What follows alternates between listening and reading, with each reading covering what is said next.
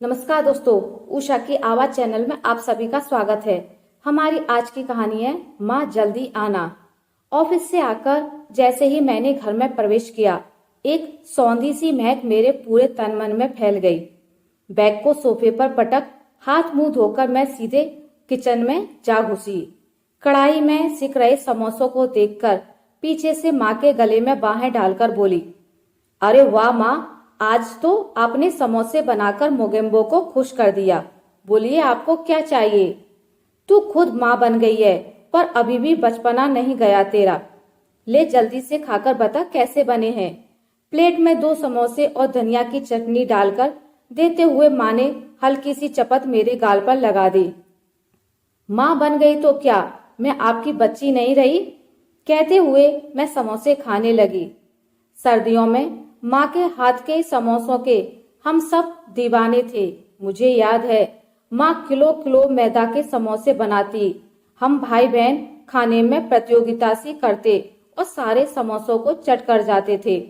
माँ को कुकिंग का बहुत शौक था, इसलिए शायद हम भाई बहन बहुत चटोरे हो गए थे। मैं बचपन की सुनहरी यादों में कुछ और खोती उससे पहले मेरे पतिदेव आनंद ने घर में प्रवेश किया और आते ही फरमान जारी किया, गरिमा जल्दी से कड़क चाय पिला दो, सिर में तेज दर्द हो रहा है। बेटा तुम हाथ मुंह धोकर आ जाओ, मैंने तुम्हारी पसंद के पनीर के समोसे बनाए हैं और कड़क चाय बस तैयार होने ही वाली है। अरे माँ, आप क्यों परेशान होती हो? कितनी बार आपसे कहा है कि आप बस आराम किया करिए, पर नहीं, आप मान नहीं सकती। बेटा हाथ पैर चलते रहेंगे तो बुढ़ापा आराम से कट जाएगा।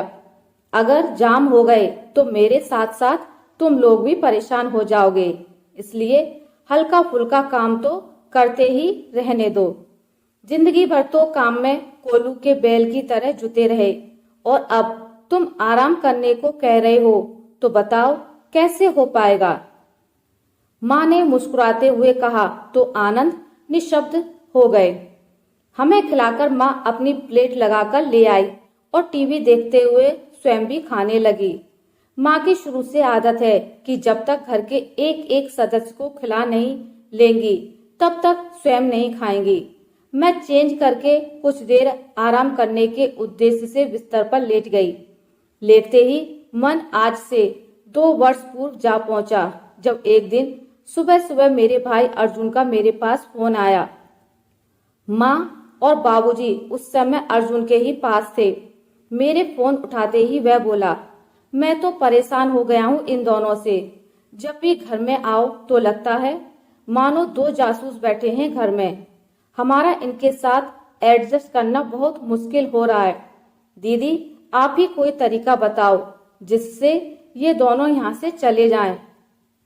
अर्जुन की बातें सुनकर मेरा दिमाग सुन्न पड़ गया था। उससे उम्र में 10 साल बड़ी होने के बावजूद समझ नहीं पाई कि उसके प्रश्न का क्या जवाब दूं।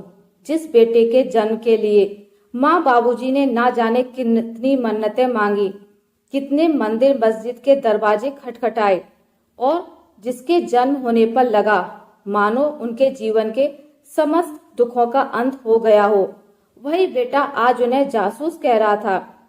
अपनी संतान की प्रगति से खुश होने वाले माता पिता अपने ही बेटे के घर में जासूस कैसे हो सकते हैं? भारतीय संस्कृति में पुत्र को मोक्ष के द्वार का पहुंचाने वाला कहा गया है। हमारे धर्म रक्षकों ने इस पर और चाशनी चढ़ाई कि मरणोपरांत पुत्र के द्वारा दी गई मुखाग्नि से ही स्वर्ग की प्राप्ति होती है, अन्यथा तो मानव बस नरक में ही जाता है। बस इसी मानसिकता के शिकार माँ बाबूजी इस कमर तोड़ती महंगाई में भी एक के बाद एक 3 बेटियों की कतार लगाते गए। इस बीच माँ के गर्भ में पल रही कुछ बेटियों को तो जन्म ही नहीं लेने दिया गया। खैर, इंतजार का फल मीठा होता है, यह कहावत हमारे घर में भी चरितार्थ हुई और अंत में जब बेटा हुआ तो लगा मानो साक्षात स्वर्ग के द्वार खुल गए हों। माँ बाबूजी को उनका वह अनमोल हीरा मिल गया था जो उनकी वृद्धावस्था को तारने वाला था। अपने हीरे मोती जैसे भाई को पाकर हम बहनों की खुशी का भी कोई ठिकाना नहीं था। क्योंकि हर रक्षाबंधन और भाई दूज पर हमें ताऊजी के बेटों की राह देखनी पड़ती थी। अब वह औपचारिकता समाप्त हो गई थी। समय अपनी गति से बढ़ रहा था। हम तीनों बहनों की शादियां हो गई। दोनों बड़ी बहनें अपने परिवार के साथ विदेश जा बसी थी, जो 2 साल में एक बार ही आ पाती थी।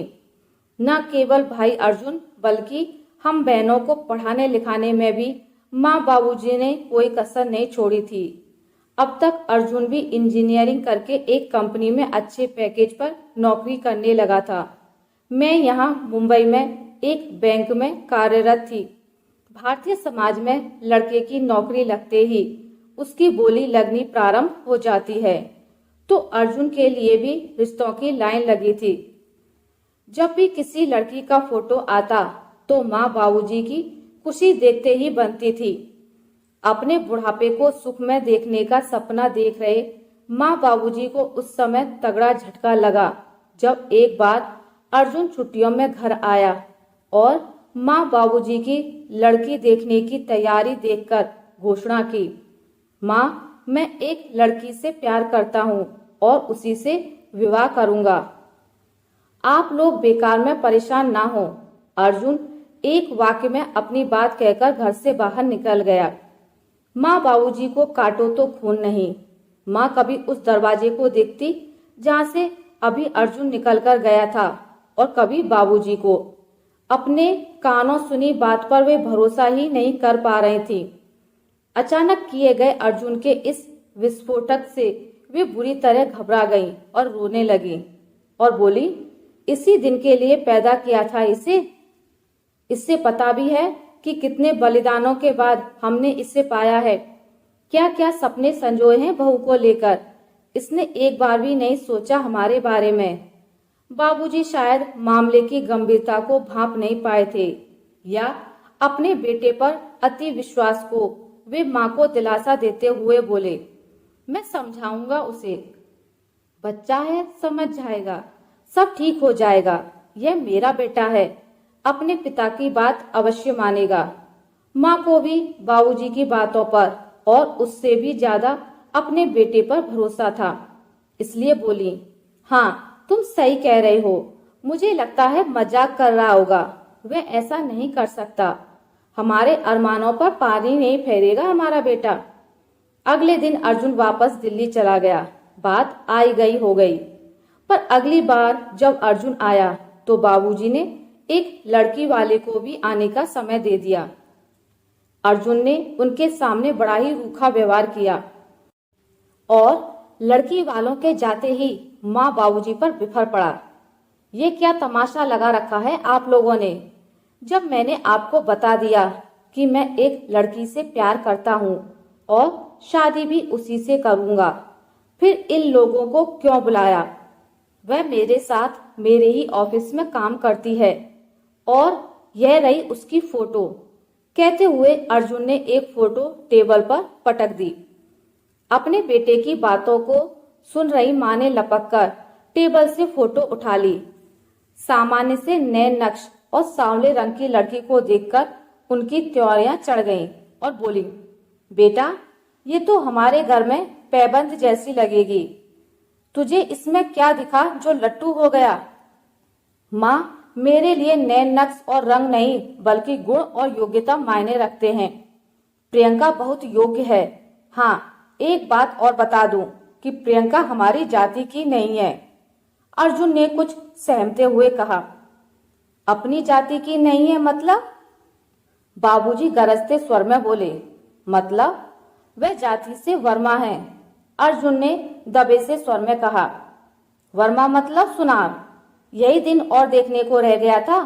ब्राह्मण परिवार में एक सुनार की बेटी बहू बनकर आएगी। वाह वाह, इसी दिन के लिए तो पैदा किया था तुझे। यह सब देखने से पहले मैं मर क्यों नहीं गया। मुझे यह शादी कतई मंजूर नहीं। बाबूजी आवेश और क्रोध से कांपने लगे थे। किसी तरह माँ ने उन्हें संभाला। तो ठीक है, यह नहीं तो कोई नहीं।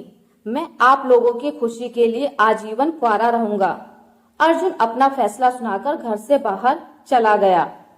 उस दिन ना घर में खाना बना और ना ही किसी ने कुछ खाया। हर पल हंसी खुशी से गुंजायमान रहने वाले हमारे घर में ऐसी मनुष्यत छाई कि सबके जीवन में उल्लास और खुशी ने मानो अपना मुंह ही फेर लिया हो। विवाहित होने के बावजूद हम बहनों को भी इस घटना ने कुछ कम प्रभावित नहीं किया। माँ बाबूजी का दुख हमसे देखा नहीं जाता था और भाई अपनी बात पर अटल था। शायद समय सबसे बड़ा मरहम होता है। कुछ ही माह में पुत्र मोह में डूबे माँ बाबूजी को समझ आ गया था कि अब उनके पास बेटे की बात मानने के अलावा कोई चारा नहीं है। जिस घर की बेटियों को उनकी मर्जी पूछे बगैर ससुराल के लिए विदा कर दिया गया था, उस घर में बेटे की इच्छा का मान रखते हुए दूसरी जाति में विवाह के लिए भी जोर शोर से तैयारियां शुरू हो गईं। अर्जुन माँ बाबूजी की कमजोरी थी, उनके पास और कोई चारा भी तो नहीं था। खैर, गाजे बाजे के साथ हम सब प्रियंका को हमारे घर की बहू बनाकर ले आए। सांवली रंगत और बेहद साधारण नैन नक्श वाली प्रियंका, गोरे चिट्टे लंबे कद काठी और बेहद सुंदर व्यक्तित्व के स्वामी अर्जुन के आसपास जरा भी नहीं ठहरती थी। पर कहते हैं ना कि दिल आया गधी पे तो परी क्या चीज है। एक तो बड़ा जनरेशन गैप, दूसरे प्रेम विवाह, तीसरे माँ बाबूजी की बहू से आवश्यकता से अधिक अपेक्षा। इन सब के कारण परिवार के समीकरण धीरे धीरे गड़बड़ाने लगे थे। बहू के आते ही जब माँ बाबूजी ने अपनी जिंदगी से अपनी ही पेट जाई बेटियों को दूध की मक्खी की तरह निकाल फेंका था, बेटे बहू के लिए तो वे मैं तो हीन हो गई थी। कुछ ही समय में बहू ने अपने तेवर दिखाने शुरू कर दिए। अर्जुन और उसकी पत्नी प्रियंका को परिवार के किसी भी सदस्य से कोई मतलब नहीं था। कुछ समय बाद ही प्रियंका की डिलीवरी होने वाली थी। जब माँ बाबूजी गए थे अर्जुन के पास, नवजात पोते के मुंह में बड़ी मुश्किल से 1 माह तक रहे थे दोनों। तभी अर्जुन ने मुझसे उन्हें वापस भोपाल भेजने का उपाय पूछा था। मैंने भी उन्हें किसी तरह दिल्ली से भोपाल वापस आने के लिए राजी कर लिया था। अभी उन्हें आए कुछ माह ही हुए थे कि अचानक एक दिन बाबूजी को दिल का दौरा पड़ा और वे इस दुनिया से ही कूच कर गए। पीछे रह गई माँ अकेली। लोक लाज निभाते हुए अर्जुन माँ को अपने साथ ले तो गया, परंतु वहां के दम घोटू वातावरण और प्रियंका के कटु व्यवहार के कारण वे वापस भोपाल आ गए और अब तो दोबारा दिल्ली जाने से साफ इनकार कर दिया। सोने पे सुहागा यह कि अर्जुन और प्रियंका ने भी माँ को अपने साथ ले जाने में कोई रुचि नहीं दिखाई।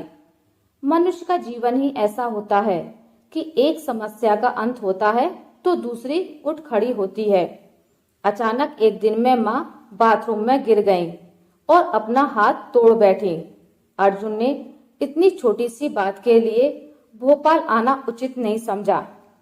बस फोन पर ही हालचाल पूछकर अपने कर्तव्य की इतिश्री कर ली। दोनों बड़ी बहनें तो विदेश में होने के कारण सारी जिम्मेदारियों से मुक्त थीं। बची मैं तो अर्जुन का रुख देखकर मेरे अंदर बेटी का कर्तव्य भाव जाग उठा। फ्रैक्चर के बाद जब माँ को देखने गई तो उन्हें अकेला एक नौकरानी के भरोसे छोड़कर आने की मेरी अंतरात्मा ने गवाही नहीं दी और मैं माँ को अपने साथ मुंबई लेकर आ गई। मैं कुछ और आगे की यादों में विचरण कर पाती, तभी मेरे कानों में आनंद का स्वर गूंजा। कहाँ हो भाई, खाना वाना मिलेगा, 9 बजने जा रहे हैं। मैं फटाफट किचन में जा पहुंची। देखा तो माँ ने रात के डिनर की पूरी तैयारी कर ही रखी थी, बस केवल पराठे सेकने रह गए थे। मैंने फुर्ती से गैस जलाई और सबको गर्मा गर्म पराठे खिलाए। सारे काम समाप्त करके मैं अपने बेडरूम में आ गई। आनंद तो लेटते ही खर्राटे लेने लगे थे, पर मैं तो अभी अपने विचारों से ही बाहर नहीं आ पाई थी। आज भी वह दिन मुझे याद है जब माँ को देखने गई। मैं वापस माँ को अपने साथ लेकर लौटी थी। मुझे एयरपोर्ट पर लेने आए आनंद ने माँ के आने पर उत्साह नहीं दिखाया था, बल्कि घर आकर तीखे स्वर में बोले, ये सब क्या है गरिमा? मुझसे बिना पूछे इतना बड़ा निर्णय तुमने कैसे ले लिया? कैसे मतलब? अपनी माँ को अपने साथ लाने के लिए मुझे तुमसे परमिशन लेनी पड़ेगी? मैंने भी कुछ व्यंग्यात्मक स्वर में उत्तर दिया था। क्यों? अब क्यों नहीं ले गया इनका सगा बेटा इन्हें अपने साथ, जिसके लिए इन्होंने बेटी तो क्या दामादों तक को हमेशा नजरअंदाज किया? आनंद, आखिर वे मेरी माँ हैं। वह नहीं ले गया तभी तो मैं लेकर आई हूँ। माँ है वो मेरी, ऐसे ही तो नहीं छोड़ दूंगी। मेरी बात सुनकर आनंद चुप तो हो गए, पर कहीं ना कहीं अपनी बातों से मुझे जता गए कि माँ का यहाँ लाना उन्हें अच्छा नहीं लगा। इसके बाद मेरी असली परीक्षा प्रारंभ हो गई थी। अपने 20 साल के वैवाहिक जीवन में मैंने आनंद का जो रूप आज तक नहीं देखा था, वह अब मेरे सामने आ रहा था। घर आकर सबसे बड़ा प्रश्न था हमारे 2 बेडरूम के घर में माँ को ठहराने का। 10 वर्षीय बेटी अवनी के रूप में माँ का सामान रखा तो अवनी एकदम बिदक गई। अपने कमरे में साम्राज्ञी की भांति अब तक एक छत्र राज करती आई अवनी नानी के साथ कमरा शेयर करने को तैयार नहीं थी। बड़ी मुश्किल से मैंने उसे समझाया, तब कहीं मानी। पर रात को तो अपना तकिया और चादर लेकर उसने हमारे बेड पर ही अपने पैर पसार लिए कि आज तो मैं आप लोगों के साथ सोऊंगी, भले ही कल से नानी के साथ सो जाऊंगी। जैसे ही आनंद सोने के लिए कमरे में आए तो अवनी को बेडरूम में देखकर चौंक गए। लो, अब प्राइवेसी भी नहीं रही। आज के लिए थोड़ा एडजस्ट कर लो, कल से तो अवनी नानी के साथ ही सोएगी। मैंने दबी आवाज में कहा कि कहीं माँ ना सुन ले। एडजस्ट ही तो करना है और कर भी क्या सकते हैं। आनंद ने कुछ इस अंदाज में कहा मानो जो हो रहा है वह उन्हें बिल्कुल भी पसंद नहीं आ रहा। उन्हें इग्नोर करने के अलावा मेरे पास कोई चारा भी नहीं था। माँ को सुबह जल्दी उठने की आदत रही है, तो सुबह 5 बजे उठकर उन्होंने किचन में बर्तन खड़खड़ाने शुरू कर दिए। मैं मुंह के ऊपर से चादर तानकर सब कुछ अनसुना करने का प्रयास करने लगी। अभी मेरी फिर से आंख लगी ही थी कि आनंद की आवाज मेरे कानों में पड़ी। गरिमा, ये मम्मी की घंटी की आवाज बंद कराओ, मैं सो नहीं पा रहा हूँ। मैंने लपककर मुंह से चादर हटाई तो माँ की मंदिर की घंटी की आवाज मेरे कानों में भी शोर मचाने लगी। सुबह के सर्दी भरे दिनों में भी मैं रजाई में से बाहर आई और किसी तरह माँ की घंटी की आवाज को शांत किया। जब से माँ आई मेरे लिए हर दिन एक नई चुनौती लेकर आता। 2 दिन बाद रात को जैसे ही मैं सोने की तैयारी कर रही थी कि अवनी ने पिनपिनाते हुए बेडरूम में प्रवेश किया। मम्मी, मैं नानी के पास नहीं सो सकती, वे इतने खर्राटे लेती हैं कि मैं सो ही नहीं पाती। और वह रजाई तानकर सो गई। आनंद मुझे घूरते हुए करवट लेकर सो गए। बस मेरी आंखों में नींद नहीं थी। अगले दिन आनंद को जल्दी ऑफिस जाना था, पर जैसे ही वे सुबह उठे तो बाथरूम पर माँ का कब्जा था। उन्हें सुबह जल्दी नहाने की आदत जो थी। बाथरूम बंद देखकर आनंद अपना आपा खो बैठे। गरिमा, मैं लेट हो जाऊंगा, मम्मी से कहो हमारे ऑफिस जाने के बाद नहाया करें। उन्हें कौन सा ऑफिस जाना है? अरे ऑफिस नहीं जाना है तो क्या हुआ बेटा, चाय तो पीनी है ना, और तुम जानते हो कि मैं बिना नहाए चाय भी नहीं पीती। माँ ने बाथरूम से बाहर निकलकर सफाई देते हुए कहा। जिंदगी भर अपनी शर्तों पर जीती आई माँ के लिए स्वयं को बदलना बहुत मुश्किल था। और आनंद मेरे साथ कोऑपरेट करने को तैयार नहीं थे। इस सब के बीच मैं खुद को तो भूल ही गई थी। किसी तरह तैयार होकर लेट लतीफ बैंक पहुंचती और शाम को बैंक से निकलते समय दिमाग में बस घर की समस्याएं ही घूमती। इससे मेरा काम भी प्रभावित होने लगा था। मेरी हालत ज्यादा दिनों तक मैनेजर से छुपी नहीं रह सकी और एक दिन मैनेजर ने मुझे अपने केबिन में बुला ही लिया। बैठो गरिमा, क्या बात है? पिछले कुछ दिनों से देख रही हूँ तुम कुछ परेशान सी लग रही हो। यदि कोई ऐसी समस्या है जिसमें मैं तुम्हारी मदद कर सकती हूँ तो बताओ। अपने काम में सदैव परफेक्शन और इम्पोर्टेंस देने वाली गरिमा के काम में अब खामियां आ रही हैं, इसलिए मैंने तुम्हें बुलाया। नहीं मैम, ऐसी कोई बात नहीं है, बस कुछ दिनों से तबीयत ठीक नहीं चल रही है। सॉरी, अब मैं आगे से ध्यान रखूंगी, कहकर मैं मैडम के केबिन से बाहर आ गई। क्या कहूँ मैडम से कि बेटियां कितनी भी पढ़ लिख लें, आत्मनिर्भर हो जाएं, पर अपने माता पिता को अपने साथ रखने या उनकी जिम्मेदारी उठाने के लिए पति का मुंह देखना ही पड़ता है।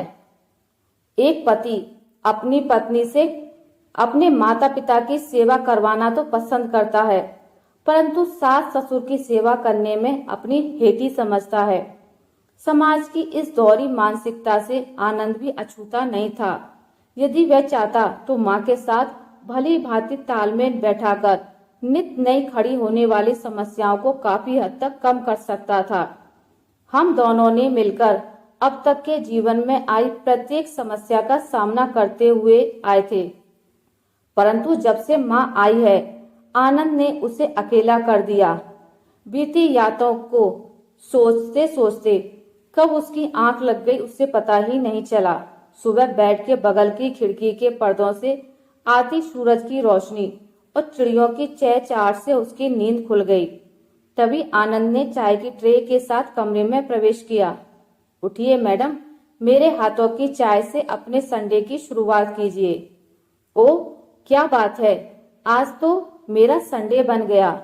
मैं फ्रेश होकर चाय का कप लेकर आनंद के बगल में बैठ गई। तो आज संडे का क्या प्लान है मैडम? मम्मी और अवनी भी आते ही होंगे। मम्मा, आज हम लोग वंडरेला पार्क चलेंगे फॉर होल डे एंजॉयमेंट। चलोगे ना मम्मा? और नानी भी हमारे साथ चलेंगी। माँ के साथ वॉक करके लौटी अवनी ने हमारी बातें सुनकर संडे का अपना प्लान बताया। हाँ हाँ, हम सब चलेंगे। चलो जल्दी से ब्रेकफास्ट करके सब तैयार हो जाओ। मेरे बोलने से पहले ही आनंद ने घोषणा कर दी। पूरे दिन के एंजॉयमेंट के बाद लेट नाइट जब घर थके लौटे तो सब नींद के आगोश में चले गए। मुझे लेटते ही वह दिन याद आ गया जब माँ के आने के बाद एक दिन यूएस से आनंद की माँ का फोन आया कि अगले हफ्ते वे इंडिया वापस आ रही हैं। आनंद के पिता का एक बीमारी के चलते देहांत हो गया था। उसके बाद से उनकी माँ ने ही अपने दोनों बच्चों को पाल पोस कर बड़ा किया। आनंद 2 ही भाई बहन हैं, जिनमें दीदी की शादी एक एनआरआई से हुई तो वे विवाह के बाद से ही अमेरिका जा बसी थी। पिछले दिनों उनकी डिलीवरी के समय मम्मी जी वहां गई थी और अब उनका वापसी का समय हो गया था, सो आ रही थी। दोनों बच्चे अपनी माँ से बहुत अटैच्ड हैं। उस दिन बैंक से वापस आई तो आनंद का मुंह फूला हुआ था। जैसे ही माँ सोसाइटी के मंदिर में गईं, वे फट पड़े। अब बताओ, मेरी माँ कहाँ रहेगी? क्या सोचेंगी वे कि मेरे बेटे के घर में तो मेरे लिए जगह तक नहीं है। आखिर इंडिया में है ही कौन मेरे अलावा जो उन्हें पूछेगा। तुम्हारे तो और भाई बहन भी हैं, मैं तो एक ही हूं ना मेरी माँ के लिए। आनंद, थोड़ी शांति तो रखो, आने दो मम्मी जी को, सब हो जाएगा। मैंने कहा, मना किया है उनकी जिम्मेदारी उठाने से, पर अपनी माँ की जिम्मेदारी भी है मेरे ऊपर। आखिर मेरा भी पालन पोषण उन्होंने ही किया है। मेरी इतनी दलीलों में से एक भी शायद आनंद को पसंद नहीं आई थी और वे अपने फूले मुंह के साथ बेडरूम में जाकर टीवी देखने लगे। एक सप्ताह बाद जब सासू माँ आई तो मैं बहुत डरी हुई थी कि अब ना जाने किन नई समस्याओं का सामना करना पड़ेगा। मैं अपनी सास की समझदारी की शुरू से ही कायल रही हूँ, परंतु मेरी माँ को यहाँ देखकर उनकी प्रतिक्रिया से तो अनजान ही थी। मैंने सासू माँ के रहने का इंतजाम भी माँ के कमरे में ही कर दिया था, जो आनंद को पसंद तो नहीं आया था, परंतु 2 बेडरूम के फ्लैट में और कोई इंतजाम होना संभव भी नहीं था। मेरी माँ की अपेक्षा सासू माँ कुछ अधिक यंग, खुश मिजाज, समझदार और सकारात्मक विचारधारा की थी। मेरी भी उनसे अच्छी पड़ती थी, इसलिए तो उनके आने के दूसरे दिन अवसर देखकर अपनी सारी परेशानियां बयां करते हुए मैं रो पड़ी थी। उन्होंने मुझे गले लगाया और बोली, तू चिंता मत कर, मैं कोई समाधान निकालती हूँ, सब ठीक हो जाएगा। उनकी अपेक्षा मेरी माँ का जीवन के प्रति उदासीन और नकारात्मक होना स्वाभाविक भी था, क्योंकि पहले बेटे की चाह में बेटियों की कतार, फिर बेटे बहू की उपेक्षा, आखिर इंसान की सहने की भी सीमा होती है। परिस्थितियों ने उन्हें एकदम शांत, निरुत्साही बना दिया था। वहीं सासू माँ के 2 बच्चे और दोनों ही वेल सेटल्ड। 2-4 दिन सब कुछ देखने के बाद उन्होंने अपने साथ माँ को भी मॉर्निंग वॉक पर ले जाना शुरू कर दिया था। वापस आकर दोनों एक साथ पेपर पढ़ते हुए चाय पीती थी, जिससे आनंद और मुझे अपने पर्सनल काम करने का अवसर प्राप्त हो जाता था। दोनों किचन में आकर मेड की मदद करती, जिससे मेरा काम बहुत आसान हो जाता। जब तक मैं और आनंद तैयार होते, माँ और सासू माँ मेड के साथ मिलकर नाश्ता टेबल पर लगा देती। हम चारों साथ साथ नाश्ता करते और फिर हम दोनों ऑफिस के लिए निकल जाते। अपनी माँ को खुश देखकर आनंद भी खुश होते। कुल मिलाकर सासू माँ के आने से मेरी कई समस्याओं का अंत होने लगा था। सासू माँ को देखकर मेरी माँ भी पॉजिटिव होने लगी थी। एक दिन जब हम सुबह नाश्ता कर रहे थे तो सासू माँ बोली, गरिमा, आज से अवनी अपनी दादी नानी के साथ सोएगी। कितनी किस्मत वाली है कि दादी नानी दोनों का प्यार एक साथ लेगी। क्यों अवनी? हाँ माँ, अब से मैं आप दोनों के नहीं बल्कि दादी नानी के बीच में सोऊंगी। उन्होंने मुझे रोज एक नई कहानी सुनाने का प्रॉमिस किया है। अवनी ने भी चहकते हुए कहा। इस बात से आनंद भी बहुत खुश थे, क्योंकि उन्हें अपना पर्सनल स्पेस वापस जो मिल गया था। सासू माँ के आने के बाद मैंने भी चैन की सांस ली थी और बैंक पर वापस ध्यान केंद्रित कर लिया था। अब 3 माह तक हमारे बीच रहकर सासू माँ वापस कुछ दिनों के लिए दिल्ली चली गईं। इन 3 महीनों में उन्होंने मेरे लिए जो किया वह ताउम्र मैं नहीं भूल सकती। सच में इंसान अपनी सकारात्मक सोच और समझदारी से बड़ी समस्याओं को भी चुटकियों में हल कर सकता है, जैसा कि मेरी सासू माँ ने किया था। माँ के मेरे साथ रहने पर उन्हें खुशी व्यक्त करते हुए कहा था, जब मेरी बेटी मेरा ध्यान रख सकती है तो मेरी बहू अपनी माँ का ध्यान क्यों नहीं रख सकती। और मुझे फक्र है अपनी बहू पर कि अपने 3 अन्य भाई बहनों के होते हुए भी उसने अपनी जिम्मेदारी को समझा और निभाया।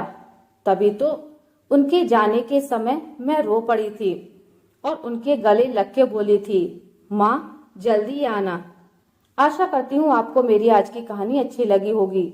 अगर आपको मेरी कहानी अच्छी लगी है तो इसे लाइक करें, ज़्यादा से ज़्यादा शेयर करें और अगर आप मेरे चैनल पर नए हैं तो इसे सब्सक्राइब करना ना भूलें। मिलते हैं एक नई कहानी के साथ, तब तक के लिए नमस्कार।